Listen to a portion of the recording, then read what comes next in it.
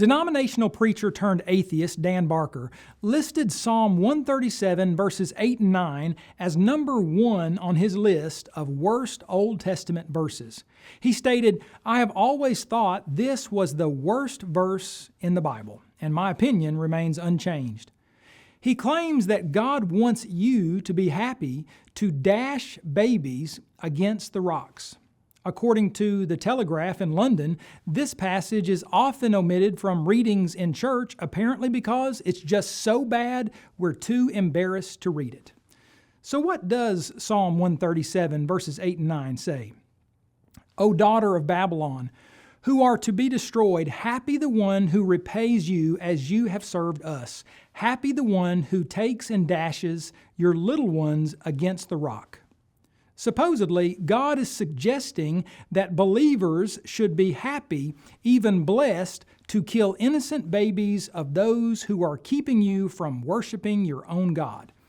But is this really what the text means? As is so often the case, the context of the passage has been ignored or dismissed, and the worst possible interpretation is touted as the only correct interpretation. What is this 9-verse psalm all about? It's really quite simple to understand and interpret if just a little time is taken and the context is considered. In verses 1 through 3, we learn that the Jewish psalmist was captive in Babylon. As he and others longed to return to their homeland of Judea, their Babylonian plunderers and captors requested entertaining songs about Jerusalem. In verses 4 through 6, we read how the mournful psalmist did not want to sing and play joyful songs in Babylon while he mourned being torn away from Zion. He recalls in verse 7 how the Edomites, in essence, cheered on the Babylonians' destruction of Jerusalem. The psalmist then concluded in verses 8 and 9 with a prophecy about Babylon's own downfall. "O daughter of Babylon, who are to be destroyed, happy the one who repays you as you have served us. Happy the one who takes and dashes your little ones against the rock." The psalmist was really doing nothing more than what other Bible writers did, prophesying about the coming devastating destruction of Babylon at the hands of the Medes and Persians.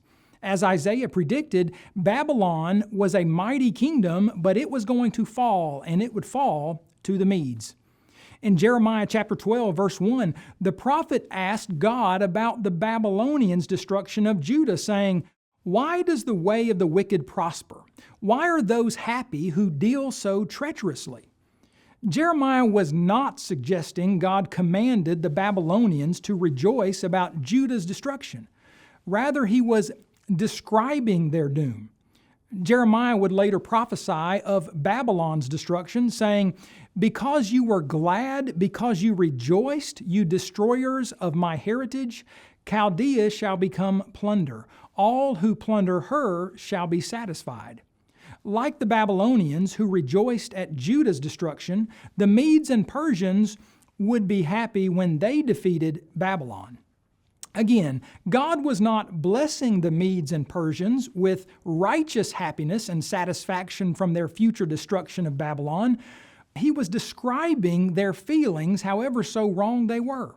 Likewise, Psalm 137 verses 8 and 9 only describes, not commands or commends, but describes how the one who would conquer Babylon would be happy, even when he dashes your little ones against the rock. For more on difficult Bible passages, visit us at apologeticspress.org and be sure to check out our Defending the Faith Study Bible, where readers of God's Word have access to helpful commentary on difficult Bible passages.